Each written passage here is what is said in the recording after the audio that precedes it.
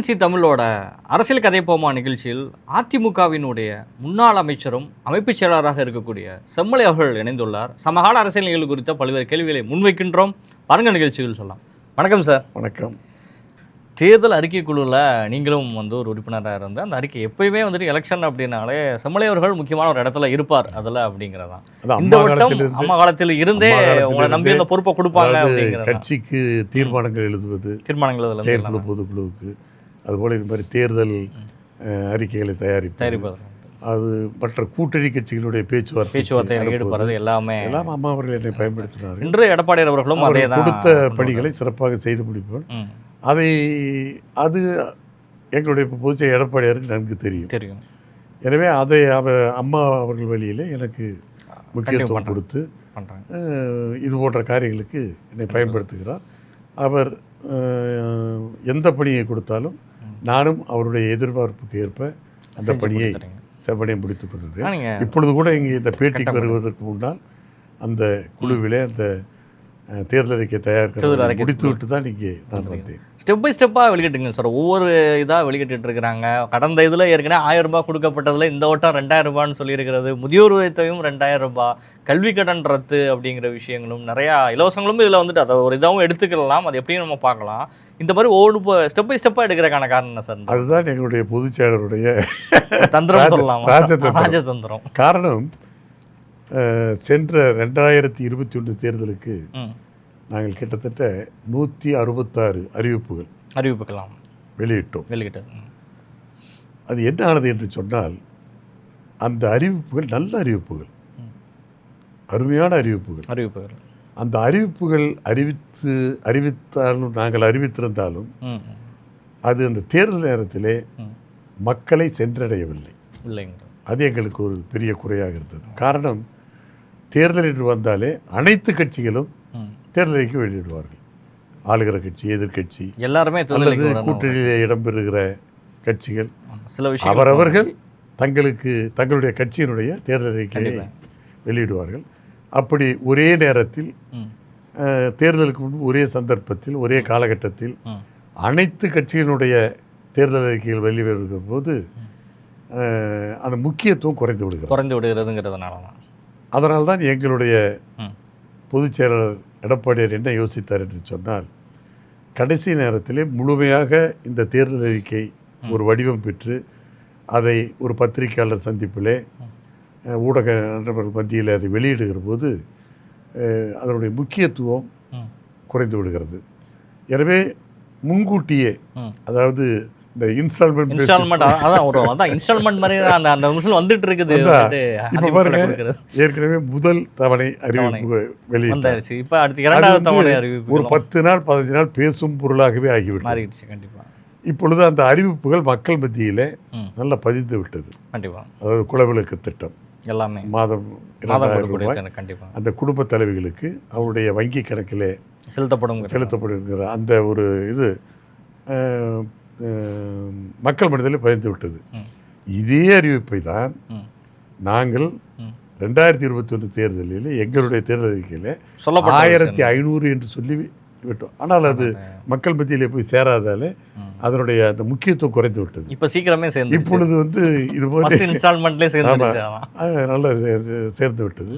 அதே போல் இந்த கட்டணமில்லா பயணம் பெண்களுக்கு, ஆண்களுக்கும் இப்போ ஆண்களுக்கும் அது என்ன காரணம்னா, இந்த குலவிளக்கு திட்டத்தில் திமுகவும் அறிவித்தது, இப்பொழுது கொடுத்து கொண்டு இருக்கிறது. 1000 ரூபாய் கொடுக்குறாங்க. அதில் என்னென்னா, அவங்க சொன்னது ஒன்று, இப்பொழுது செய்வது ஒன்று. அதான் அனைத்து மகளிருக்கும் அனைத்து குடும்ப உரிமைத்தொகை, உதவித்தொகை என்று கூட உரிமைத்தொகை. அதாவது அந்த குடும்ப தலைவர்கள் are entitled to get the benefit. அந்த வகையில் தான் அவங்க அறிவிப்பு கொடுத்தாங்க. ஆனால் அவர் சொன்னபடி செய்யலை. அதில் தகுதி பார்த்து கொடுக்குற அப்போ சில பேரை எலிமினேட் பண்ணிட்டாங்க. நிறையா ரேஷன் கார்டு எலிமினேட் பண்ணிட்டாங்க. தகுதி பார்த்து கொடுத்ததுனால அந்த உரிமைத்தொகை அனைவருக்கும் என்கிற உரிமைத்தொகை ஒரு சாராருக்கு மட்டும் என்கிற அந்த ஒரு நிலைக்கு அந்த அவருடைய உறுதிமொழி அதாவது டைல்யூட் ஆயிடுச்சு. கண்டிப்பாக. அதாவது அந்த உறுதி நீர்த்து போய்விட்டது. அதனால தான் எங்களுடைய பொதுச்செயலர் எடப்பாடியார் என்ன செஞ்சாருன்னா, இந்த டிஸ்கிரிமினேஷன் கூடாதுங்கிறது, பெண்களை பாகுபடுத்தக்கூடாது, அதாவது தகுதியை நிர்ணயித்து அவர்களிலே ஒரு பிளவுபடுத்தி ஒரு டிஸ்கிரிமினேட் பண்ணக்கூடாது, அது ஏற்றத்தாழ்வு இருக்கக்கூடாதுங்கிறது. அதான் அந்த அறிவிப்பில் பார்த்தீங்கன்னா கூட பொருளாதார சமநிலை அப்படிங்கிற வார்த்தையை யூஸ் பண்ணிடுங்க பொதுச் செயலர். அப்போ அந்த ஈக்குவல், அதாவது ஈக்குவல் டிஸ்ட்ரிபியூஷனில் அது மாதிரி தான் அந்த அறிவிப்பு கொடுத்தாரு. அது எதுக்குன்னா, திமுக செய்ய தவறிய நடைமுறைப்படுத்தாத விஷயங்கள்லாம் ஒரு இதை எல்லாருக்கும் இது பண்ணார். அதுக்காக தான் அந்த அறிவிப்பு கொடுத்தது. அது மக்கள் மத்தியில் இப்போ நல்ல ரீச் ஆயிருக்கு. அடுத்து என்ன வரப்போகுது ஒரு நம்பிக்கை வந்துடுச்சு பெண்களுக்கு, நமக்கு கிடைக்கும். குடும்பத் தலைவர்களுக்கு ஒரு செல்ஃப் கான்ஃபிடன்ஸ், ஒரு தன்னம்பிக்கை. அதாவது நம்முடைய குடும்பத் தலைவர் கணவர் சம்பாதித்து கொடுக்குறாரோ இல்லையோ, எடப்பாடியார் ஆட்சியில் கொடுக்குறாங்க, அது நமக்கு பயனளிக்குங்கிற ஒரு நம்பிக்கை வந்து விட்டதுனால அது இப்போ மக்களை நல்லா ரீச் ஆயிடுச்சு. அதே மாதிரி இந்த கட்டணமில்லா பேருந்து அதுவும் அப்படிதான். அதை பெண்களுக்கு கொடுத்துட்டு ஆண்களுக்கு கொடுக்கலாம், அது ஒரு டிஸ்கிரிமினேஷன்.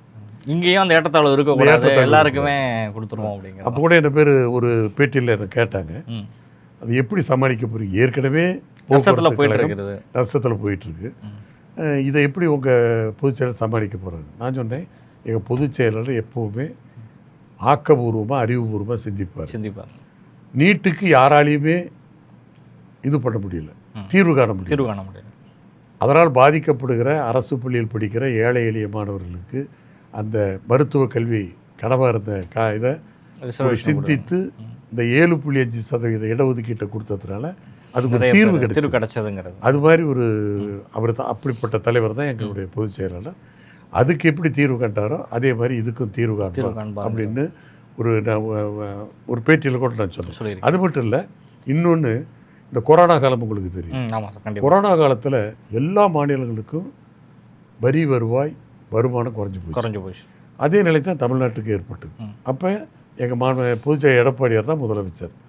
மற்ற மாநிலங்களில், தென் மாநிலங்கள் உட்பட வட மாநிலங்கள் உட்பட, அந்த நேரத்தில் அரசாங்கத்திற்கு வருமானம் இல்லை, வரி வருவாய் குறைஞ்சி போச்சுக்கிறதுனால என்ன பண்ணாங்கன்னா, அரசு அலுவலர்கள், அரசு பணியாளர்கள், பொதுத்துறை, அதாவது இந்த பொதுத்துறை இருக்குது இல்லைங்களா, பொதுத்துறை சார்ந்த அமைப்புகள், அதில் இருக்கிற பணியாளர்கள் எல்லாருமே என்ன பண்ணாங்கன்னா, சில பேருக்கு அரைச்சம்பளம் தான் கொடுத்தாங்க. சில மாநிலங்கள் அரைச்சம்பளம் கொடுத்தது. சில மாநிலங்கள், இப்போ கேரளா போன்ற மாநிலங்கள் என்ன பண்ணாங்க, அந்த மாதத்தில் ஒரு வாரத்தினுடைய சம்பளம் கட்டு அப்படிங்கிறது அதை பிடித்த செஞ்சாங்க.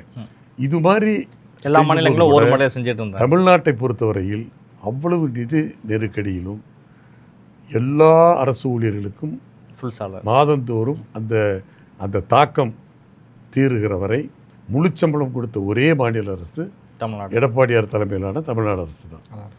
அது அப்படியெல்லாம் தீர்வு கண்டார். அது மாதிரி இதுக்கும் தீர்வு கண்டார். சரி, எப்படின்னு நீங்கள் தான் ஒரு ஐடியா சொல்லுங்களா? இல்லை, எங்கள் பொதுச்செயலர் செய்வார் அப்படின்னு சார். என்ன சொல்ல, இல்லை நீங்களும் அமைச்சராக இருந்தீங்க, அனுபவப்பட்டவங்க, என்ன செய்வீங்க இந்த நஷ்டத்தை ஈடுகட்டுறது? நான் சொன்னேன், எங்கள் பொதுச் செயலாளர் எவ்வளவோ ஐடியாக்கள் வச்சுருப்பார். அவர் எவ்வளோ அந்த தீர்வுக்கு ஏதோ ஒரு சொல்யூஷன் கண்டிப்பாக வச்சுருப்பாருங்க. இப்போ நான் ஒரு சாதாரண அமைச்சராக இருந்திருக்கிறேன், சட்டமன்ற உறுப்பினராக பல ஆண்டுகள் இருந்திருக்கிறேன், நாடாளுமன்ற உறுப்பினர். இப்போ எனக்கு தெரிஞ்சது ஒன்று நீங்கள் கேட்கறதுக்காக சொல்கிறோம்னு சொன்னேன். அதாவது இப்போ நகர பேருந்துகள் ஏன் நஷ்டமாகுதுன்னா டீசல் விளையாட்டு தான் காரணம். டீசலுடைய கன்சம்ஷன் அதிகமாக இருக்கிறதுனால, அந்த விலை அதிகமாக இருக்கிறதுனால, இந்த டீசலை கன்சியூம் பண்ணுற அந்த இது அரசு போக்குவரத்து துறை அதனால தான் நஷ்டப்படுது. அதை காம்பன்சேட் பண்ணுறதுக்கு அரசாங்கம் அந்த காம்பன்சேட் பண்ணுறது நிதியை கொடுக்க வேண்டிய அந்த கார்பரேஷனுக்கு நிதியை கொடுத்து அதை மேனேஜ் பண்ணுற அளவுக்கு தான் இருக்குது. இப்போ அதாவது மாற்று டீசலுக்கு பதிலாக எல்லா நகர பேருந்துகளையும் மின்சார பேருந்துகள் ஆக்கிட்டா, வெஹிக்கிளாக மாற்றிட்டா டெஃபினட்டாக எல்லாமே கம்ப்ளீட்டாக நஷ்டத்துலேருந்து மீண்டு வரலாம். அதாவது நஷ்டத்துலேருந்து மீண்டு வரலாம். அரசாங்கத்தினுடைய கான்ட்ரிபியூஷன் எல்லாமே இருக்கும், மக்களுக்கு சேவை செஞ்ச மாதிரி இருக்கும். அதான் ஒரே கல்லில் 3 மாங்காய் அடிக்கிற மாதிரி. அது நான் எனக்கு தெரிஞ்ச ஒரு இது அது மாதிரி எங்கள் பொதுச்செயலருக்கு எவ்வளோ ஐடியா வச்சுருக்கேன். அதனால் அதை கண்டிப்பாக செய்வார். அந்த நம்பிக்கையில் தான் நாங்கள் அதை கொடுத்தோம். அதே மாதிரி இந்த அம்மா இல்லத்திட்டம் அதே மாதிரி எத்தனையோ பேர் வீடு இல்லாமல் அதுவும் பட்டியலின மக்கள்லாம் ரொம்ப கஷ்டப்பட்டுக்கிட்டு ஒரு சின்ன வீட்டில் 3 பசங்க இருந்தால் 3 கல்யாணம் பண்ணுற நிலைமையில் ஒரே வீட்டில் அதாவது தனியாக படுக்கை அறையை கூட இல்லாமல் கஷ்டப்பட்டுட்டு இருக்காங்க. அதெல்லாம் நினச்சி எல்லாருமே நிலம் ஏற்பாடு பண்ணி வீடு கட்டி கொடுக்குறோம். அதெல்லாம் நல்ல திட்டங்கள்லாம். அதாவது மக்களுக்கு என்ன உணவு, உடுத்த உடை, குடி இருக்க வீடு, இது மூணுமே இதில் உறுதி பண்ணுறோங்கிற மாதிரி. ஒரு குருவி கூட சொந்த வீடு, குருவிக்கு கூட சொந்த வீடு. ஆனால் மனிதனுக்கு இல்லைங்கும் போது அது பெரிய. அதனால தான் இந்த 3 முக்கியத்துவம் பேஸ் பண்ணி தான் அறிக்கை எல்லாமே தயாரிக்கப்பட்டிருக்குது, மக்களிடம் எடுத்து. அதனால தான் இந்த மாதிரி இப்போ அது ஒரே இதாக விட்டுருந்ததுன்னா அது முக்கியத்துவம் குறைச்சிருக்கும். இப்போ அடுத்த கட்டம்னு சொன்னார். அதே மாதிரி இந்த மாற்றுத்திறனாளிகள் அப்புறம் இந்த ஜல்லிக்கட்டு இது கல்வி கடன்றது நிறைய விஷயங்கள். அதெல்லாம் வந்து எத்தனை இன்ஸ்டால்மெண்ட்டாக போகுது சார் இது? அதுதான் எனக்கு கேள்வி. இப்போ 2 இன்ஸ்டால்மெண்ட் வந்துருச்சு, 3வது எடுத்து 4வது இருக்குன்னு எதிர்பார்க்கிறேன். எங்கள் புதுச்சேரி ஐடியா வச்சுக்கிட்டு இருப்பாரு. தேர்தல் அறிக்கை விடுறதுக்கு முன்னாடி அது மாதிரி ஒரு ஆஸ்பீசியஸ்டியால் தான் கொடுப்பாருங்கிறது. அதனால் என்னுடைய எண்ணம் என்னன்னா, தேர்தல் அறிவிக்கு முன்னாடி எங்கள் அம்மா பிறந்தநாள் வரும். அம்மா பிறந்த அதில் கூட ஒரு அறிக்கை ஒரு இது விடலாம். அது வந்து மக்களை ரீச் ஆகும். அதாவது ஒரு நல்ல நாள்லேயே அந்த அறிவிப்பு வந்தால் தான் மக்கள் மத்தியில் ஒரு எடுபடும் அப்படிங்கிறாங்க. அதனால் எத்தனை இன்ஸ்டால்மெண்ட் சொல்ல முடியாது. எங்கள் பொதுச்செயலர் ஏதோ ஒரு கணக்கு வச்சு. ஆனால் தேர்தல் அறிக்கை மொத்தமாக வெளியிடுறதுக்கு முன்பு இது போன்ற ஒரு அறிவிப்புகள், ஸ்பெஷல் அறிவிப்புகள் வந்துகிட்டே 1-2 இருக்கும். அப்படி இருப்பது நல்லதுங்கிறது. இப்போ பாருங்க, அதாவது டாக் ஆஃப் தி டவுன்னு சொல்லுவாங்க. அதாவது 5 அறிவிப்பு ஒரு 15 நாள் பேசும் பொருளாகவே இருக்கு. அடுத்த 5 அறிவிப்பு அடுத்த பேசும் பொருளாக இது வந்து தொடர்ந்து எலெக்ஷன் வரைக்கும் போயிட்டு பேசும் பொருளாக இருந்ததுன்னா மக்கள் மத்தியில் எங்கள் தேர்தல் பிரச்சாரத்தை விட இந்த பிரச்சாரம் பயங்கரமாக இருக்கு. அதனால ஒரு நல்ல ராஜதந்திரத்தோடு தான் செஞ்சிருக்காரு. இதனுடைய பலன் நல்லா வரும் அப்படிங்கிற எலெக்ஷனுக்கு அப்புறம் தான். என்டிஏ அலைன்ஸ் வந்துட்டு இன்னும் முழுமை பெறாமல் ஒரு பக்கத்தில் வந்து டிடிவி தினகரன் எதிர்பார்க்கப்பட்டது, அவர் அலைன்ஸில் வந்துட்டார். அவர்களுக்கு இடம் இல்லைங்கிறத வந்துட்டு உறுதியாக சொல்லிட்டு இருந்த காலங்கள் போய் கூட்டணிக்குள் வரலாம்ங்கிற நிலைமை ஏற்பட்டது. டிடிவியும் வந்தாச்சு. ஓபிஎஸ் அவர்கள் குறித்த ஒரு சர்ச்சை இன்னும் வந்து ஓயாமல் இருக்கு. அவரும் முடிவு எடுக்கவும் இல்லை, வழக்கும் அவர் தொடர்ந்துருக்காருங்கிறதும் தெரிஞ்ச ஒரு விஷயம்தான். கட்சியில் இடம் இல்லைங்கிறதுல இபிஎஸ் அவர்கள் உறுதியாக இருக்கிறாரு அப்படிங்கிறத பார்க்கலாம். கூட்டணியில் இடம் இருக்குமா இருக்காதா? அதாவது இப்போ நீங்கள் சொன்ன மாதிரி ஒரு குறிப்பிட்ட நபர்களுடைய பெயர்களை எங்களுடைய பொதுச் செயலர் சொல்லி இவர்கள் கட்சி விரோத நடவடிக்கையில் ஈடுபட்டவர்கள் என்ற அந்த ஒரு நிலையில் அது பொதுச் செயலராக எடுத்த முடிவு அல்ல, பொதுக்குழு எடுத்த முடிவு. கட்சி பொதுக்குழு எடுத்த முடிவின்படி அவர் வந்து இந்த ஒரு சில குறிப்பிட்ட நபர்கள் கட்சியில் இணைக்கப்பட மாட்டார்கள் என்பதை ஆரம்ப காலத்திலிருந்து சொல்லிக் கொண்டு இருக்கிறார். சரி, இப்பொழுது ஒரு அரசியல் ரீதியாக தேர்தலிலே ஒரு பொது எதிரியை வீழ்த்துகிற போது அதற்கும் என்ன சொன்னார் என்று சொன்னால், அதாவது திமுக ஆட்சிக்கு, மக்கள் விரோத திமுக ஆட்சிக்கு எதிரான மனநிலையில் இருக்கிற கட்சிகள் எங்களுடைய கூட்டணியிலே இடம்பெறுவது நல்லது என்கிற அந்த கருத்தையும் சொன்னார். எப்படி 1967 காங்கிரஸ் பேரிய ஆட்சியை வீழ்த்துவதற்கு பேரறிஞர் அண்ணா அவர்கள் ஒரு மெகா கூட்டணி அமைத்து வீழ்த்தி காட்டினார். அதை போல ஆளுகிற மக்கள் விரோத இந்த திமுக ஆட்சியை வீழ்த்துவதற்கு அவர்களுக்கு இணையாக ஒரு கூட்டணி பலமாக அமைய வேண்டும் என்பதிலே இவருடைய பொதுச் செயலாளர் உறுதியாக தான் இருக்கிறார். அதாவது கட்சியில் சேர்த்துவது என்பது அது வேறு, கூட்டணியில் சேர்த்துவது என்பது வேறு. ஆக இவருடைய பொதுச் செயலர் சொன்னது, சில குறிப்பிட்டவர்கள் பெயரை சொல்லி கட்சியில் இணைவதற்கு வாய்ப்பில்லை என்று சொல்லுகிற போது கூட்டணியில் சேருவதற்கு தடையில்லை கதவு திறந்திருக்குன்னு என்பதை அதாவது இன்டைரக்டாக சொல்கிறேன். ஓகே, சொல்கிற மாதிரி தான் அது அர்த்தம் எடுத்துக்கணும். ஆக அந்த அடிப்படையில் தான் திரு டிடிவி உள்ளே வந்தார். அவர் ஒரு கட்சி இருக்குது, கட்சியாக அதாவது தேசிய ஜனநாயக கூட்டணி அலைன்ஸ்ல வந்துட்டார். அம்மா மக்கள் முன்னாடி என்றதான், அதாவது தேசிய அளவிலே தேசிய ஜனநாயக கூட்டணிக்கு பிஜேபி தலைமை தாங்கினாலும் பிஜேபியுடைய தலைமையே தமிழ்நாட்டை பொறுத்தவரையில் இந்த கூட்டணிக்கு அனைத்து இந்திய அண்ணா திராவிட முன்னேற்ற கழகம் தான் கூட்டணிக்கு தலைமை. அந்த அனைத்து இந்திய அண்ணா திராவிட முன்னேற்ற கழக பொதுச் செயலாளர் எடப்பாடியார் தான் இந்த கூட்டணிக்கு தமிழ்நாட்டை பொறுத்தவரை தலைவர். அவர்தான் முதலமைச்சர் வேட்பாளர் என்பதை இந்த 3 கருத்துக்களையும் தேசிய கட்சியான பிஜேபி தெளிவாக சொல்லிவிட்டதுங்கிறது. எனவே கட்சியில் சேர்க்கவில்லை என்று சொன்னாலும் கூட்டணியில் அது எந்த நோக்கத்திற்காக, ஒரு பொது நோக்கத்திற்காக, ஒரு குறிக்கோளை அடைவதற்காக, ஆளுகிற திமுக மக்கள் விரோத ஆட்சி வீழ்த்துவதற்காக, இந்த கூட்டணி ஸ்ட்ராங்காக இருக்கணுங்கிறதுக்காக ஓபிஎஸ் அவர்களுக்கு கூட்டணியில் கதவு திறந்திருக்கிறது. அப்போ அல்ல, அது அவருடைய விருப்பம், அவருடைய விருப்பம். ஆனா அவர் கட்சியில கேட்டுட்டு இருக்காரு, அவர் கட்சியில சேர்த்துக்கோங்கலாம் சொல்றாரு. அதற்கும் என்டிஏவில் திரு டிடிவியை சேர்த்துவதற்கும் அதற்கு தேசிய தலைமை ஒத்துக்கொண்டதற்கும் எங்களுடைய பொதுச் செயலருடைய சம்மதம் இருந்த காரணத்தில் தான் அது சேர்த்துக்கிட்டாங்க. அது இல்லாமல் அது பண்ண முடியாது. ஆமாம். இப்போ அவரை பொறுத்தவரை அவருக்கும் திரு டிடிவி அவர்களுக்கும் ஓபிஎஸ் அவர்களுக்கும் ஒரு இடையில இருக்க வித்தியாசத்தை நீங்கள் கவனிக்க வேண்டும். அவர் ஒரு தனி கட்சியை ஆரம்பித்து விட்டார். அதாவது எங்களுக்கு எதிராக பேசினார், எதிராக கருத்துக்களை சொன்னார் என்றாலும் திமுகவுக்கு எதிராக அந்த மனநிலையிலே உறுதியாக இருந்தார்.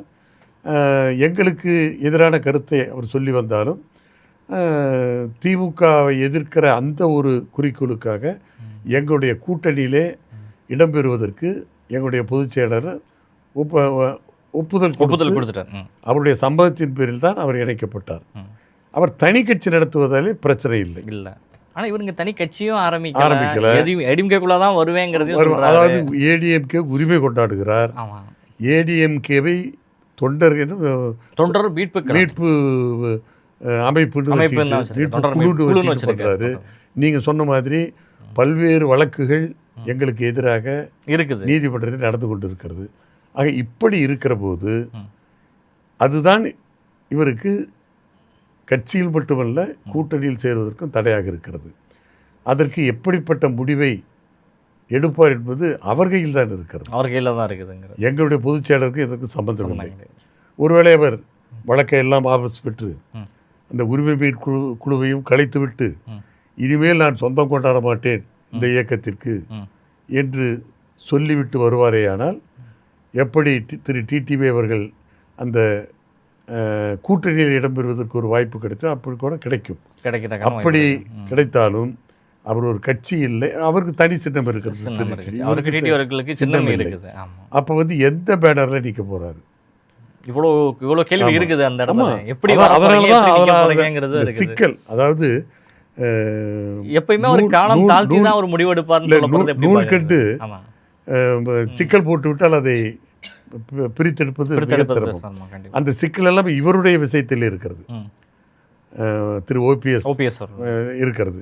எனவே இப்போ அவர் வந்து அப்படியே திமுகவுக்கு எதிராக இந்த கூட்டணியில் இடம்பெற வேண்டும் என்று நினைத்தால் தனி கட்சி இல்லை, தனி சின்னம் இல்லை.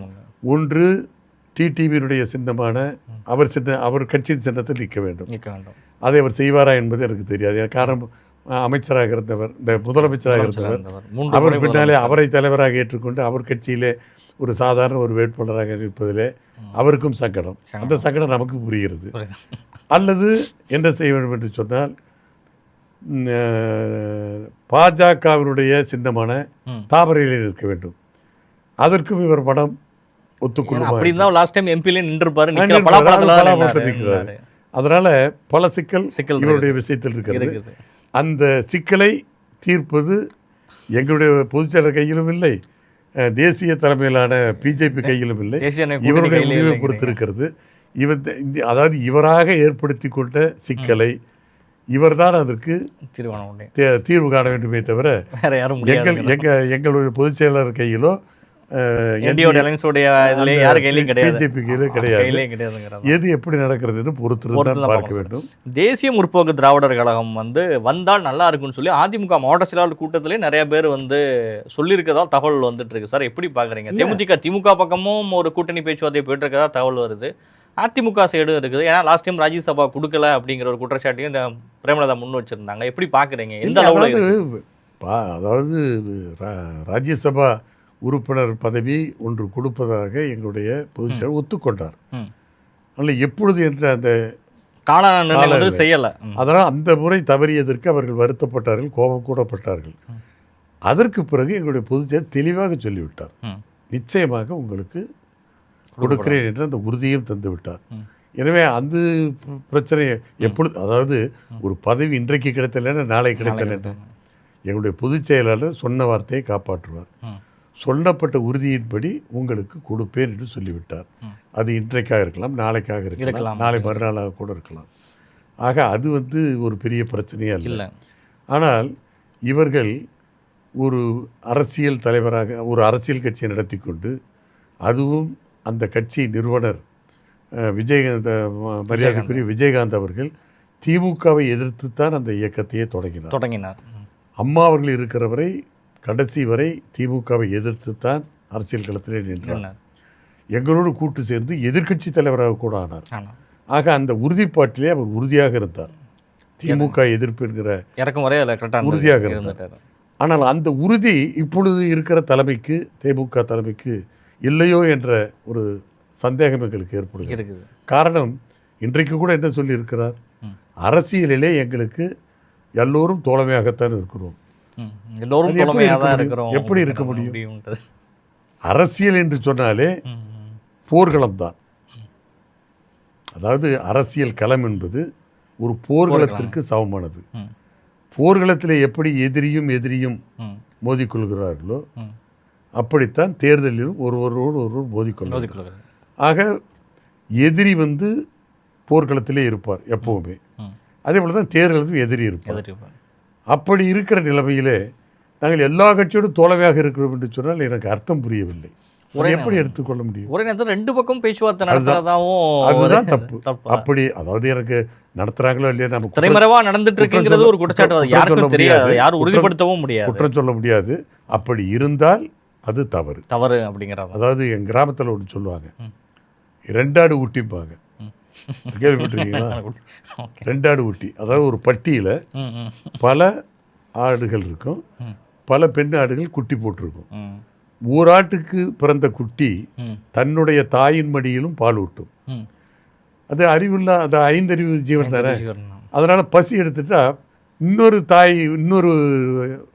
ஆட்டினுடைய மடியிலும் போய் பால் குடிக்கும். இதுதான் ரெண்டாடு ஊட்டி, ரெண்டாடு. அது அந்த இது இருக்கக்கூடாது, அப்படி இருக்கக்கூடாது. ஒன்று ஒரு அரசியல்னா ஒரு நிலை தன்னுடைய நிலைப்பாட்டிலே உறுதியாக இருக்க வேண்டும். அதாவது பேரம் பேசக்கூடாது அப்படிங்கிறாங்க. அதாவது இப்போ நான் ஒரு பேட்டியில் கூட சொல்லியிருக்கேன், என்னுடைய அனுபவத்திலிருந்து இந்த கூட்டணிக்கு அங்கம் பெற வேண்டும் என்று எதிர்பார்க்கிற சில அரசியல் கட்சிகளை 3 விதமாக பிரிக்கலாம். அந்த கூட்டணியில் இடம்பெறுகிற ஒரு பிரதான கட்சியினுடைய தலைமையில் அமைகிற கூட்டணியில் இடம்பெறுகிற அரசியல் கட்சிகளை 3ஆக பிரிக்கலாம். ஒன்று, எந்த நிபந்தனையும் இல்லாமல் ஒரு குறிக்கோளுக்காக, ஒரு நோக்கத்திற்காக சேருவது என்பது ஒரு வகை. இரண்டாவது வகை, எந்த கட்சிகள் நமக்கு அதிகமாக இடம் கொடுக்குறாங்க அப்படிங்கிறது பேரம் பேசுவது. எந்த பக்கம் போனால் நமக்கு பலன் கிடைக்கும், எந்த பக்கம் போனால் அதிக சீட்டு கிடைக்கும், அது பேரம் பேசுவது. ஆக அப்படி பேரம் பேசுகிற அரசியல் கட்சிகளும் இருக்குது. இன்னும் சில கட்சிகள் தன்னுடைய பலத்தை தெரிந்து வைத்தோ தெரியாமல் வைத்தோ, அல்லது பலகீனம் தெரிந்தோ தெரியாமலோ, சில பேர் தேர்தல் வருகிற போது என்ன செய்வார் என்று சொன்னால், நீ கூடுகட்டு, இந்த பறவைகளில் கூடுகட்டும், அந்த கூடுகட்டுற பறவையும் அதில் முட்டையிடும். இந்த கூடுகட்டாத ஒரு வகை இருக்குது, ஒரு சில பறவைகள். அந்த பறவைகள் என்ன பண்ணும், இந்த கூட்டில் முட்டையிட்டுரும். அப்போ என்னன்னா கூடு நீங்கள் கட்டுங்க, ம். நான் அதில் முட்டையிடுவேன், அதை அடகாத்து நீங்கள் கொடுங்க எனக்கு. கொடுங்க அப்படிங்க. இது புரியுது நீங்கள் என்ன சொல்ல வரீங்க. அப்படியும் சில சில கட்சிகள் இருக்கிறது. இருக்குது. பட் என்னை பொறுத்தவரையிலும் அரசியல் ஒரு நிலைப்பாடு, உறுதியான நிலைப்பாடு இருக்கணும் அப்படிங்கிறதான். அதாவது ஒரு குறிக்கோள், ஒரு இலக்கு. எதிரி யார் என்று பார்க்கணும், கண்டிப்பாக பார்க்கணும். அந்த எதிரியை வீழ்த்தணும்னா சொந்த பலம் இருந்தால் சுயமாக இது பண்ணிடலாம். இப்போ சீமான் இருக்கிறாரு, நாம் தமிழர் நான் யாரோடையும் நான் கூட்டு இல்லை, இன்னை வரைக்கும் உறுதியாக இருக்கிறாரு. அது ஒரு தனி ரகம். அப்படி இருக்கிறது தப்பே இல்லை. ஆனால் அதுவுமே இல்லாத அந்த குறிக்கோள் அடைவதற்கு தனக்கும் சொந்த பலம் இல்லை, அந்த குறிக்கோளை அடைகிற இன்னொரு பிரதான கட்சியோடு சேர்றதுக்கும் தயக்கம் காட்டினா அதில் எனக்கு அது அர்த்தமே புரிஞ்சுக்க முடியல. இப்போ அது மாதிரி தான் ஒரே நேரத்தில் ஒன்று என்ன சொல்கிறாங்க, எல்லாரும் எங்களுக்கு தோழமைங்கிறாங்க. அப்படி அரசியலில் இருக்கவே முடியாதுங்க. யாராவது ஒரு எதிரி இருந்தே ஆகணும்.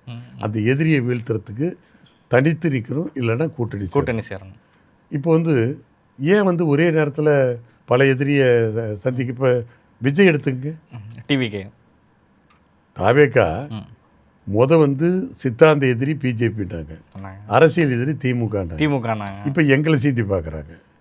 3 எதிரியை ஒரே நேரத்தில் எதிர்கொள்கிறதுக்கு அவர் இப்போ தயாராகிட்டு இருக்கு. நான் முதலமைச்சர் ஆயிடுவேன்னு சொல்லியிருக்காரு. எங்களுடைய வாக்கு சேதம் 27% தொற்றுச்சு. அடுத்து அது எலெக்ஷன் டைமில் எப்படியும் மாறலாம் நிர்மல்குமார் பேசிகிட்டு இருக்கிறாரு. இவரே பிரவீன் சக்கரவர்த்தி ஒரு காங்கிரஸை சேர்ந்த ஒரு டேட்டா அனலிஸ்ட், அவரே சொல்கிறாரு 18% வாக்கு வங்கி தாவேக்காவுக்கு இருக்குது அப்படின்ட்டு. இப்போ நீங்கள் சொன்ன 2 நபர்கள், இன்னும் 2 நபர்கள் இருக்காங்கல்ல, நான் பேரை சொல்ல விரும்பல, இருக்கிறாங்கல்ல, நீங்கள் சொல்லுவீங்க. அவங்களுடைய அரசியல் வரலாற்று மட்டும் பாருங்கள். பல கட்சி போயிட்டு வந்தீங்க, பல கட்சியிலேருந்து வந்தவங்க. பெரிய தாவேக்காவுக்கு ஒரு கொள்கை இருக்குது, அந்த கொள்கை அடிப்படையில் தான் அந்த கட்சியில் இருக்கிறதெல்லாம் சொல்லவே முடியாது அவங்களால. அவங்க கட்சிக்கு அவங்க தலைவரே என்ன கொள்கையை சொல்லலை. தாவேக்கா தலைவர் விஜய் அவர்களே தன்னுடைய கட்சியின் கொள்கை என்னங்கிறது தெரியல, கொள்கை சொல்லலாம், ஊழலற்ற ஆட்சி கொடுப்பேன் இல்லை. 5 கொள்கை தலைவர்கள் இருக்கிறாங்கன்னு சொல்கிறாங்களே. இப்போ நான் கேட்குறேன் உங்கள் ஊடகத்தின் மூலமாக, அந்த 5 கொள்கை தலைவர்கள், அந்த தலைவருடைய கொள்கை முதல்ல சொல்லுங்கள். ஒரு கூட்டம் போட்டு விஜய் அந்த கொள்கை தலைவர்கள், அஞ்சலி அம்மாவிலிருந்து, புரியுதுங்களா, அதான் நாஞ்சில் சம்பத் பேசிகிட்டு இருக்காரு ஒரு மேடைகள்லையும். நாஞ்சில் சம்பத் தான் பேசிகிட்டு இருக்காரு. அவர் கொள்கையில் உறுதியாக இருக்கிறாரா? இப்போ நாஞ்சில் சம்பத் அவர் கொள்கையில் உறுதியாக இருக்கிறாரா? எத்தனை கொள்கை இடங்களை பார்த்துட்டு வந்தவர் அவர். அதெல்லாம் என்னென்னா, அப்படி நீங்கள் அந்த தலைவர் நல்லா பாருங்கள், கூட இருக்கிறவங்கள பல கட்சி மாறணும்னு நான் ஏற்கனவே சொல்லிட்டேன். அதாவது அவருடைய முகமூடி அணிந்து கொண்டு தாங்கள் பிரபலமடைவதற்கு அதற்கு அவரை பயன்படுத்துகிறார்கள். அப்படித்தான் நான் எடுத்துக்கணும். அப்படி பார்த்தா செங்கோட்டையன் அவர்கள் பேர். செங்கோட்டையன் அவர்கள் அதிமுகவிற்காகவே இருந்த ஒரு தலைவர், உங்களுடைய சமகாலத்தில் இருந்த அமைச்சர். இந்த கட்சியில் தான் பின் பெஞ்சில் உட்காரலாம், அங்கே போனால் முன் பெஞ்சில் உட்காரலாம், அப்படி கூட போகலாம் இல்லைங்களா? அதாவது ஒரு கட்சியில் முக்கியத்துவம் இல்லைன்னா அங்கே போனால் முக்கியத்துவம் கிடைக்கும்னா அப்படி போகிறது. அது மாதிரி இல்லை, அவருக்கு முக்கியத்துவம் கொடுக்கப்பட்டதான். அதிமுக முக்கியத்துவம் இல்லைன்னு சொல்ல முடியாது. எங்கே முக்கியத்துவம் இல்லைன்னு நினைக்கிறீங்களா? அதிமுக கொடுக்கப்படலைங்கிறனால தான் போயிருக்காருன்னு நினைக்கிறீங்களா? முக்கியத்துவங்களாம் இல்லை. நான் சொல்கிறேன், அவருக்கு என்ன முக்கியத்துவம் இருக்குது? அவர் பேசுகிற பேச்சே நமக்கு அவங்களுக்கு ஏற்புடையதாங்கிறதே எனக்கு தெரியல. ஒரு தலைவர் ஏற்றுக்கிறாரா இல்லை அவங்க தொண்டர்களை ஏற்றுக்கிறாங்கன்னு என்னங்கிறாரு? அதாவது தாவேக்கா தலைவர் விஜய தலைவர்னு ஏற்றுக்கிறாரு.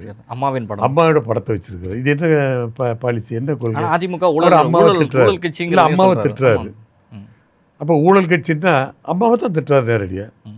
அம்மாவையும் அந்த சேர்த்துறாரு. அதே அவங்களே ரோல் மாடல்னு விஜய் சொல்றாரு. அதையும் இவன் கேட்டுக்கிட்டு அதாவது வாய் புத்தி மௌனையாக இருக்கிறாரு. இதெல்லாம் எந்த வகையில் நியாயம்? சரி, ஊழல்ங்கிறாரு, 27% நீங்கள் சொல்கிறீங்க. எங்கே? அதுவே ஒரு அன்டெஸ்டட் பார்ட்டி. இன்னும் தங்களுடைய சக்தி எவ்வளவு, மக்கள் ஆதரவு எவ்வளவு, தங்கள் எவ்வளவு வாக்கு சதவீதம் அப்படிங்கிறத இன்னும் ஒரு கடிக்காத ஒரு கட்சியாக இருக்குது. சும்மா அரசியல் களத்தில் நிறையா வராங்க. இப்போ எம்ஜிஆர் அவர்கள் இளைஞர்கள் அதிகமாக சேர்ந்த அளவுக்கு சொல்றாங்கல்ல. புரட்சி தலைவர் எம்ஜிஆரோட என்ன பேசுறாரு? அதெல்லாம் சும்மா அதான் சொல்கிறேன். அதாவது அதீத நம்பிக்கை, தங்களை தாங்களே புகழ்ந்துக்கிறது, புரியுதுங்களா, தன்னுடைய தலைவரை புகழ்ச்சி காட்டிக்கிறது, இதெல்லாம் தேவையில்லாத ஒன்று. இப்போ நான் என்ன சொன்னேன், ஊழல் தாங்க.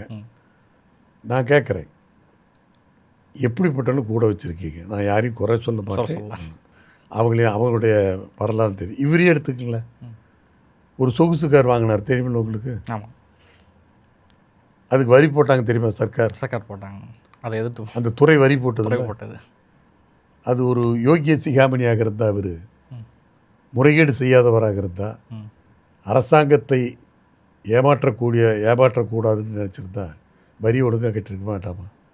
ஏன் கோர்ட்டுக்கு போனார்? ஏன் அந்த வரி ஏய்ப்பை செய்தாருங்க?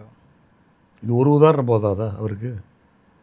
அப்புறம் எப்படி இப்படிப்பட்ட ஒரு ஊழலாட்சி அமைக்கிறேன்னா இவரே சொல்லிக்க வேண்டியதான்.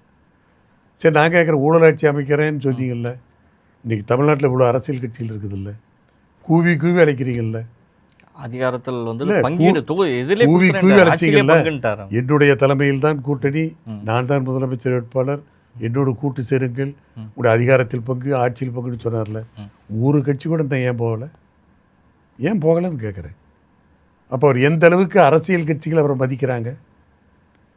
இது வரைக்கும் இவ்வளோ பேசுகிறாரு, கூப்பிட்டாரு எல்லா கட்சிகளும் 6 மாதத்துக்கு முன்னாடியே அவர் அழைப்பு கொடுத்துட்டாரு. ஏன் போய் சேரல? அப்போ இவர் இவர் மேலே இன்னும் நம்பிக்கை வரல, இவர் அரசியல் தலைவராகவே இன்னும் ஏற்றுக்கல. இதே டிடிவி ஒரு இம்பாக்டை கிரியேட் பண்ணுவார் அப்படின்னு டிடிவியும் பேசுறாரு, எல்லாருமே தான் பேசினாங்க. எடப்பாடி அவர்களே சொன்னாரு, கொடி பறக்கிறது அப்படின்னு பார்த்துட்டே அவரே சொன்னார். இப்போ இம்பாக்டை உருவாக்குவார், நான் மறுக்கவே இல்லை. இப்போ தேர்தலில் சுயேட்சை போட்டிடுறாங்களா இல்லையா? கண்டிப்பாக. ஏரியாவுக்கு தகுந்த மாதிரி அவங்களும் கணிசமாக ஓட்டு வாங்குறாங்களா இல்லையா? 10,000 ஓட்டு வாங்குற சுயேட்சை வேட்பாளர் இருக்காங்க, வெற்றி பெற்றவங்க 2,000 வேட்பாளர்கள் இருக்காங்க, வெற்றி பெற்றவர்கள் இருக்காங்க. அது நானே ஒரு நீங்கள் 80ல் ஜெயிச்சு விமானத்தில் வந்து இறங்கி அங்கே வந்து எம்ஜிஆர் காலடியில் அதனால் வந்து இவங்க இது பண்ணுவேன். இப்போ திரு சீமான் அவர்கள் தனித்தம் போட்டி 8% வாங்கியிருக்காரு. இப்போ நெட் ரிசல்ட் என்ன? விஜயகாந்த் வாங்கியிருக்காரு. நெட் ரிசல்ட் என்ன? கடைசியில் எல்லாம் டெபாசிட் போச்சு. கூட்டணி வச்சாதான் எல்லாம் டெபாசிட். ஒரு டெபாசிட் கூட வாங்கல சீமான். ஆனால் 8% ஓட்டு வாங்கியிருக்காரு, கையில் இருக்குது. புரியுதுங்களா? இப்போ திமுக கூட்டணி இருக்கிற சில கட்சிகள் 0.5%, 1%, 1.5% கட்சிகள் இருக்குது. அவங்க கூட கூட்டணி பலத்தில் சில இடங்களை பெறுறாங்க. இப்போ இவரால் 8% வாங்கி டெபாசிட் வாங்க முடியல, என்ன அர்த்தம்? அப்போ தெரியுது இல்லைங்களா தேர்தலுடைய இது. அதே மாதிரி இவர் போட்டி போடலாம், 234 தொகுதியில் போட்டி போடலாம், கணிசமாக ஓட்டு வாங்கலாம். ஆனால் அது வெற்றியை தராது. இவர் வேண்டுமானால் திரு விஜய் அவர்கள் அரசியலை பொறுத்தவரையில் இவர் ஒரு ஸ்பாய்லருங்க. கண்டிப்பாக. ஏன்னா அதிமுக வரக்கூடிய ஓட்டு வந்து விஜய்க்கு தான் மாறும்னு சொல்லியும் டோட்டலாக பேசப்படுற புது வாக்காளர்களுடைய வாக்கு வங்கி எல்லாமே சரி ஒரு ஆன்டி இன்கம்பன்சி அப்படின்னா அது அதிமுக தான் கன்சோலிடேட் ஆகணும், ஓட்டு போகணும். ஆனால் அதெல்லாம் விஜய்க்கு போச்சுன்னா பாதிப்பு வந்து அதிமுகவுக்கு அதிகமாக இருக்கும் அப்படிங்கிறது தான். அப்படிதான் சில பேர் சொல்லிட்டு 2006 தேர்தலையும் அது விஜயகாந்த் ஏற்படுத்தினார். நான் ஒரு கணக்கு சொல்கிறேன், இவர் தான் ஸ்பாய்லர்னு சொல்லிட்டேன். நிச்சயமாக எல்லாருக்கும் பாதிப்பு இருக்கும், நான் மறுக்கலை, எங்களுக்கும் பாதிப்பு இருக்கும். ஆனால் அதிகமாக பாதிக்கிறது திமுக தான். சிறுபான்மையினர் ஓட்டை விஜய் எடுத்துக்கிடுவார் அப்படி ஏதோ ஒரு வகையில் இருக்குன்னு அது நீங்கள் சொல்கிற மாதிரி ஃபர்ஸ்ட் டைம் ஓட்டராக இருக்கலாம், சிறுபான்மை ஓட்டாக இருக்கலாம், பெண்கள் ஓட்டாக இருக்கலாம். ஆக அதிகமாக பாதிக்கப்படுவது நிச்சயமாக திமுக தான். புரியுதுங்களா? அடுத்து திமுகவில் கூட்டணியில் இருக்கிற திருமாவளவனுடைய விசிக்கு அடிபடும். விசிகாவுக்கும் அவருக்கும் பெரிய பாதிப்பு இருக்கும். அதே மாதிரி தனித்து நின்று 8% வாங்கிய சீமானுக்கும் பாதிப்பு இருக்குங்கிறீங்க. எங்களுக்கும் பாதிப்பு இருக்கும். நான் இல்லைன்னு சொல்ல மாட்டேன். ஆனால் திமுகவுக்கு ஏற்படுகிற பாதிப்பை விட எங்களுது குறைவாக தான் இருக்கும். ஒரு உதாரணமாக சொல்கிறேன்னே, 10% எடுத்துக்கு 6% டிஎம்கேவுக்கு பாதிப்பு இருக்கும். அதே மாதிரி திருமாவளவனுக்கு 2% பாதிப்பு இருக்கும். ஆச்சுங்களா? அதே மாதிரி சீமானுக்கு கொஞ்சம் பாதிப்பு இருக்கும், 1%, 1% பாதிப்பு இருக்கும். அதே மாதிரி எங்களுக்கும் அதிகபட்சம் 2% பாதிப்பு இருக்கும் அப்படிங்கிறது. கிருஷ்ணசாமி அவர்களும் இன்னும் கட்சியில் வந்துட்டு நம்ம இந்தியா அலையன்ஸ்குள்ளே இன்னும் வரல. அவங்களோட இந்தியா அலையன்ஸில் ஏற்கனவே தமிழ்நாடு பகுஜன் சமாஜ் பார்ட்டியும் பேச்சுவார்த்தை நடத்திக்கிட்டு இருக்கிறதாகவும் தகவல் வருது. பூவை ஜெகன்மூர்த்தி இருக்கிறாரு, இது போன்ற எல்லாருக்கும் ஜான் பாண்டியனும் இருக்கிறாரு. இவருக்கு எல்லாரும் வந்து சேருவதற்கான வாய்ப்புகள் இருக்குன்னு நினைக்கிறேன். இல்லை, வாய்ப்புலாம் அதான் நீங்கள் தான் சொல்ல கதவே திறந்துருக்குது. ஆனால் அவங்க சேர்றவங்க திமுக எதிர்ப்பு உணர்வு உள்ளவர்களாக இருக்கணும் அப்படிங்கிறது. நீங்கள் சொன்ன மாதிரி இரண்டாடு ஊட்டியில் இருக்கக்கூடாது. புரியுதுங்களா? அதே மாதிரி வரட்டும். ஆனால் எங்களுடைய பொதுச்செயலர் தெளிவாக சொல்லிட்டார், ஆட்சியில் பங்கு இல்லை, அதை ஏற்றுக்கிட்டா உள்ள வாங்க, தனித்த ஆட்சி தாங்கிறது, எங்களுடைய கூட்டணிக்கு தலைமை நாங்கள் தாங்கிறதுல உங்களுக்கு தேவையான அதாவது வாய்ப்புள்ள இடங்கள் கொடுக்கப்படும். நாம் சேர்ந்து இந்த தேர்தலை சந்தித்து வெற்றி பெறுகிற போது பிரதான கட்சியான எங்களுடைய அனைத்து இந்திய அண்ணா திராவிட முன்னேற்றக் கழகம் தனிப்பெரும் கட்சியாக வெற்றி பெறுகிற போது தனித்த ஆட்சி தான். காரணம், தமிழ்நாட்டுக்கு கூட்டணி ஆட்சி ஒத்து வராது. அது 1980 ஒரு பரீட்சை, அதாவது பரிசோதித்து பார்த்தாகிவிட்டது. காங்கிரஸும் திமுகவும் சரிபாதி இடங்களை பிரித்து கூட்டணி அமைச்சரவை என்கிற அந்த ஒரு நிலைப்பாட்டில் தேர்தலை சந்தித்து இரண்டு கட்சிகளுமே படுதோல்வி அடைந்தது. புரட்சித் தலைவர் எம்ஜிஆர் வெற்றி பெற்றார் ஆச்சுங்களா? அதே மாதிரி 2006 திமுக கலைஞர் கருணாநிதி அவர்கள் 96 இடங்களை தான் கைப்பற்றினார். காங்கிரஸ் மைனாரிட்டி ஆட்சியாக தான் நடந்தது. அப்பொழுது காங்கிரஸ் அங்க பெற வேண்டும் என்று விரும்பியது. ஆனால் சோனியா அம்மையாருடைய சம்பவத்திற்கு பிறகு, இது அறிவுரைக்கு பிறகு தனித்த ஆட்சி அமைக்கட்டும், தொந்தரவு பண்ண வேண்டும், வெளியில் தான் ஆதரவு, சென்ட்ரலில் மட்டும் ஆட்சியில் கூட்டணியில் இருக்கட்டும், இங்கே வந்துட்டு ஆட்சியில் பங்கு வேணாம், நீங்கள் வந்து வெளியில் தான் ஆதரவு கொடுக்கணும். அதே மாதிரி பிஎம்கேவும் அப்போ அவங்க கூட்டணியில் இருந்தாங்க. பிஎம்கே வெளியிலிருந்து தான் ஆதரவு கொடுத்தாங்க. அப்போ அவங்களாம் யாரும் பங்கு கேட்கல. பிஎம்கேவும் பங்கு கேட்கல, காங்கிரஸும் பங்கு கேட்கல. அப்படி ஒரு வரலாறு நமக்கு தமிழ்நாட்டுக்கு இருக்குது. அதே மாதிரி ஒவ்வொருத்தரும் சாதாரண கட்சியெலாம் ஆட்சியில் பங்கு வேணும் அப்படின்ட்டு அப்புறம் அது தடையாக தான் இருக்கும் கூட்டணியில் சேர்றதுக்கு. அதையெல்லாம் விட்டுட்டு ஒரே இது எங்களுடைய பொதுச்செயலர் சொல்கிற மாதிரி திமுக எதிர்ப்பு உணர்வோடு வரலாம் அப்படிங்கிறதா. இந்த கண்டிஷன் போடக்கூடாது, நிபந்தனை போடக்கூடாது. இப்போ ஆட்சியில் பங்கு அதிகாரத்தில் பங்குலாம் போடக்கூடாது. இப்போ ராமதாஸ் அவர்களும் வந்துட்டு தனியாக தான் இருக்காரு. பாட்டாளி மக்கள் கட்சி அவங்களுக்குள்ளே ஒரு பிரச்சனையில் இருந்துட்டு இருக்குது. இங்கே வந்து ஏற்கனவே ஓபிஎஸோட பிரச்சனையும் போயிட்டு இருக்கு. டிடிவி தினகரன் கூட்டணிக்குள்ளே வந்துட்டார். திமுக கூட்டணியை பொறுத்தவரை அந்தந்த கட்சிகள் அப்படியே தான் இருக்குது, எந்த கட்சியுமே உடையலை. ஆனால் என்டிஏ அலைன்ஸில் இருக்கக்கூடிய கட்சிகள் தான் சிதறுண்டு கிடக்குது. அங்கே ஒரு பிரிவு, இங்கே ஒரு பிரிவுன்னு இருக்குது. ஒரு பிரிவை மட்டும் இல்லை, மகாராஷ்டிரா தேர்தல் மாதிரி ஒரு விஷயம் போயிட்டு இருக்கு என்டிஏ அலைன்ஸில். நீங்கள் வந்து அண்ணாமலையும் நயனாருக்கும் பிரச்சனை வேற போயிட்டு இருக்கு அவங்க கட்சியோட. அதாவது தமிழ்நாட்டு அரசியலை பொறுத்தவரையிலும் ஒருங்கிணைக்கிறதுக்குள்ளே எவ்வளோ பிரச்சனை தமிழ்நாட்டு அரசியலை பொறுத்தவரையிலும் அதாவது தனி மனிதர் இதெல்லாம் எடுபடாதுங்கிறீங்க. அதெல்லாம் எடுபடாது. கொஞ்சம் இது பாதிப்பு இருந்தாலும் அது வந்து ஈக்குவலைஸ் பண்ணிடலாம், அது ஒன்றும் சரி கட்டிடலாம், அது ஒன்றும் பெரிய பிரச்சனை இல்லை. இதில் என்ன ஒரு பிரச்சனைனா நீங்கள் தெளிவாக புரிஞ்சுக்கணும். திமுக கூட்டணி இது இன்டாக்டாக இருக்குது, 10 கட்சிகள் இருக்குது அப்படின்னு சொல்கிறீங்க. ஆனால் அந்த கூட்டணியில் 10 கட்சிகள் இருந்தாலும் 11 கட்சிகள் இருந்தாலும் 12 கட்சிகள் இருந்தாலும் திமுக ஒன்று தான் பெரிய கட்சி, அதிக வாக்கு வங்கி உள்ள கட்சி. மற்றெல்லாம் நான் சொன்ன கணக்கு தான் 0.5, 1%, 1.5% இவ்வளோதான் அவங்களுடைய. அதைத்தான் சொல்ல வர்றேன். ஆனால் அண்ணா திமுக ஆட்சியில் நீங்கள் சொல்கிற இதெல்லாம் ஒற்றை பணமரங்களாக கூட இருக்கலாம், புரியுதுங்களா? தோப்பாக இருக்காது, அப்படி கட்சிகள் இருக்குது. அவங்கெல்லாம் வந்து ஆட்சியில் பங்கு கேட்டால் உடனே தூக்கி கொடுத்துட முடியாது. அண்ணா திமுக ஒரு பிரதான கட்சி.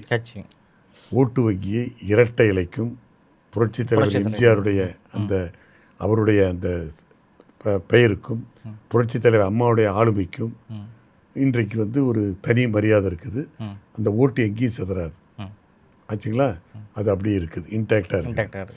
அடுத்து பிஜேபி ஒரு தேசிய கட்சி, மத்தியிலே ஆண்டு இருக்கக்கூடிய ஒரு கட்சி. அது பிஜேபி 17 மாநிலங்களில் ஆளுகிற கட்சி. ஆக அந்த கட்சியும் பெரிய கட்சி. ஆக 2 பெரிய கட்சிகள் ஆச்சுங்களா? அப்புறம் தமிழ்நாட்டை, அது தேசிய கட்சி. தமிழ்நாட்டை பொறுத்தவரையில் இன்றைக்கு நான் இந்த 2 கட்சிகளுக்கு அடுத்து பிஎம்கே ஒரு பெரிய ஃபோர்ஸ்.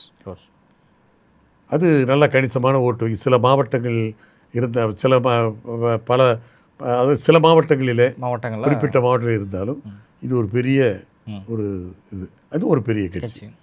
ஆக ஒரு கட்சி பலமான கட்சியோடு இருக்கிற திமுக கூட்டணி எங்கே, 3 கட்சிகளை இப்போதைக்கு இருக்கக்கூடிய 3 பெரிய கட்சிகளை உள்ளடக்கிய இந்த கூட்டணி எங்கே?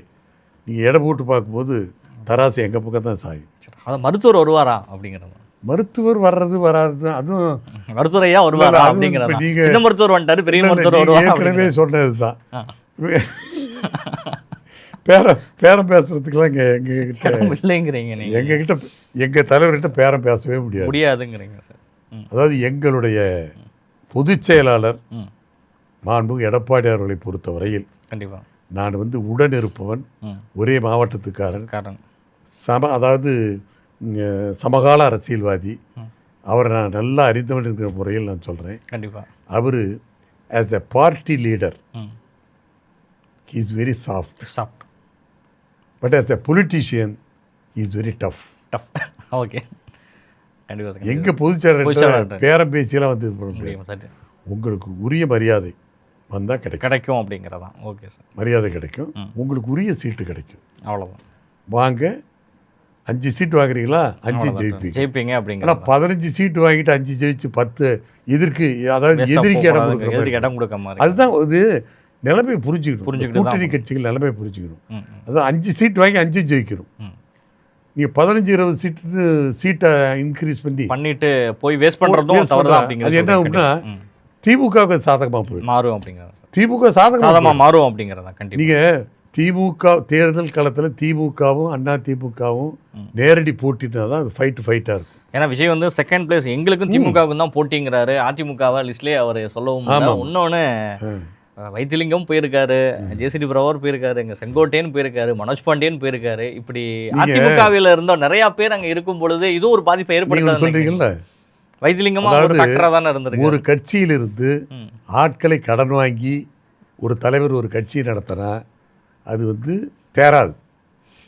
அது ஒரு உதாரணம் சொல்கிறேன். நீங்கள் நல்ல இன்டெலிஜென்ட் ஸ்டூடெண்ட் படிச்சுக்கிட்டு இருக்கிறீங்கன்னு வச்சுக்கோங்க. இன்டெலிஜென்ட் ஸ்டூடெண்ட் நல்லா படித்து பரிசு எழுதிக்கிட்டு இருக்கிறீங்க, புரியுதுங்களா? நான் பக்கத்தில் உட்காந்து படிக்காத உங்களை பார்த்து காப்பி அடிக்கிறேன், உங்களை பார்த்து திருட்டுத்தனமாக காப்பி அடிச்சு எழுதுறேன். யார் பாஸ் பண்ணுவாங்க? படித்து தேர்வு எழுதுகிற நீங்கள் ஃபஸ்ட் கிளாஸில் பாஸ் பண்ணுவீங்க. நான் பார்த்து காப்பி அடித்தவன் ஃபெயில் தான் ஆவேன். ஒரு 25% மார்க் கூட என்னால் எடுக்க முடியாதுங்கிறதா. அதனால் நீங்கள் வேற ஒரு கட்சியிலேருந்து வர்ற உதிரிகளை சேர்த்திக்கிட்டு நான் தான் முதலமைச்சர்னு இது எடுபடாது. இன்னொன்று சொல்கிறேன், நீங்கள் சொன்னதுக்கு சொல்கிறேன். அவர் அதிமுக ஒரு பொருட்டாகவே இப்போ 3வது ஆண்டு விழாவில் 3வது அதாவது 3 அணி, ஒன்று அவர் தலைமையில் இருக்கிற அணியா, இன்னொன்று திமுக அணியா, இன்னொன்று பிஜேபி அணியா. பிஜேபி அணியா மற்றும் சிலரான் மற்றும் அதான் அதர்ஸில் எங்களை சேர்த்துறாரு, மற்றும் சிலரில் எங்களை சேர்த்துறாரு.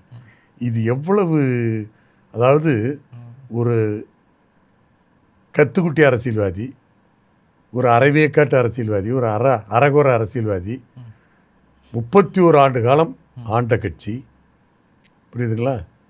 இன்றைக்கு பிரதான எதிர்கட்சி, அதாவது பொன்விழா கண்ட கட்சி. அந்த கட்சியை அதர்ஸில் சேர்த்துறாருன்னா இவர் எப்படிப்பட்டவர்னு நீங்களே ஜட்ஜ் பண்ணிக்க, நான் சொல்ல வேண்டியதில்லை. இன்னொன்று சொல்கிறேன், அந்த அதர்ஸ் சாதாரண விஷயம். நீங்கள் பேரங்க அண்ணா காங்கிரஸ் ஆட்சி, மிகப்பெரிய பேச்சாளர், மிகப்பெரிய மக்கள் உள்ளம் கவர்ந்த தலைவர் அண்ணா, சாதாரணம் அல்ல. அந்த அண்ணாவை மற்ற தமிழ் அறிஞர்களோடு மேடையில் பொது நிகழ்ச்சியில் பேசும்போது அன்றைய பத்திரிகைகள், காங்கிரஸ் ஆட்சியில் இருந்த பத்திரிகைகள் என்ன எழுதுவோம் தெரியுங்களா? அந்த இவரோட கலந்துக்கிட்ட பேச்சாளர்கள் பேரெல்லாம் போட்டு, புரியுதுங்களா, அவங்கள பிரதானப்படுத்தி போட்டு கீழே இந்த மற்றும் சிலர் இப்போ இவர் சொல்கிறார்ல அது மாதிரி அண்ணாதுரையும் பேசினார் அப்படின்னு அந்த அதர்ஸில் சேர்த்துவாங்களாம்.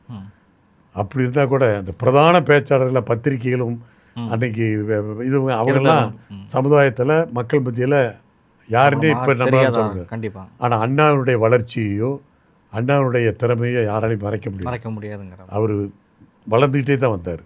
கண்டிப்பாக. அதனால் எங்களை வந்து அந்த அதிர்ஸில் ஒரு விஜய் சேர்த்தனாலும் எங்களுக்கு ஒன்றும் தோல்வியெல்லாம் கிடையாது, வெற்றி உறுதி. அதில் வந்து எங்களுக்கு எந்த சந்தேகமும் கிடையாது.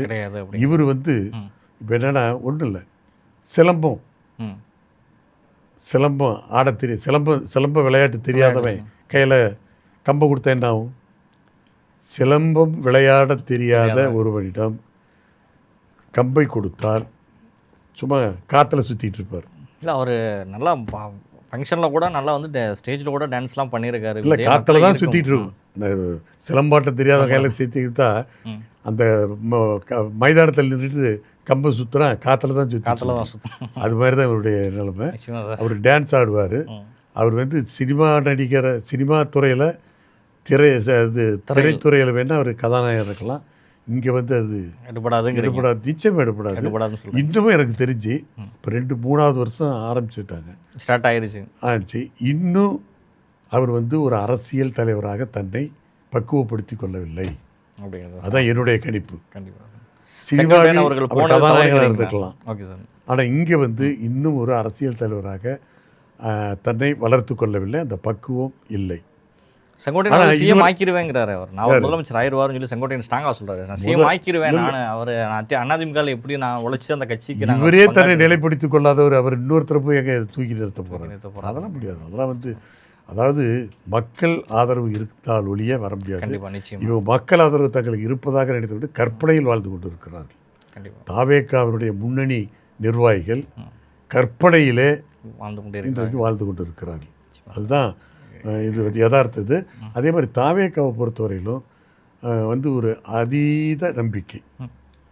இது வந்து மற்றவங்களை வந்து இழிவுபடுத்துவதன் மூலமாக அல்லது வந்து தன்னை உயர்த்தி கொள்ளும் மூலமாகவோ, அதான் எங்கள் அடிக்கடி எங்கள் பொதுச் செயலர் சொல்லுவார், தான் பொதுவாக தானே தட்டிக்கிற மாதிரி இவங்களே தான் புகழ்ச்சி. அதுதான் ஒரு உதாரணமே சொல்கிறேன்.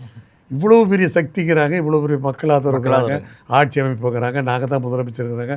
ஒரு கட்சி கூட வரலையே, ஒரு சின்ன கட்சி கூட இந்த கூட்டணிக்கு வரலன்னா அப்போ இவங்களை எப்படி ஜட்ஜ் பண்ணுறாங்க? பேச்சுவார்த்தையில் இருக்குதுங்கிறாங்க. எந்த பேச்சுவார்த்தை இருக்குது? காங்கிரஸ் ஒரு நினச்சாங்கன்னா காங்கிரஸ் ஒரு பாரம்பரியமிக்க கட்சி, 140 ஆண்டுகள் வரலாறு படைத்த கட்சி. இவங்க பின்னாடி போய் நிற்பாங்களா?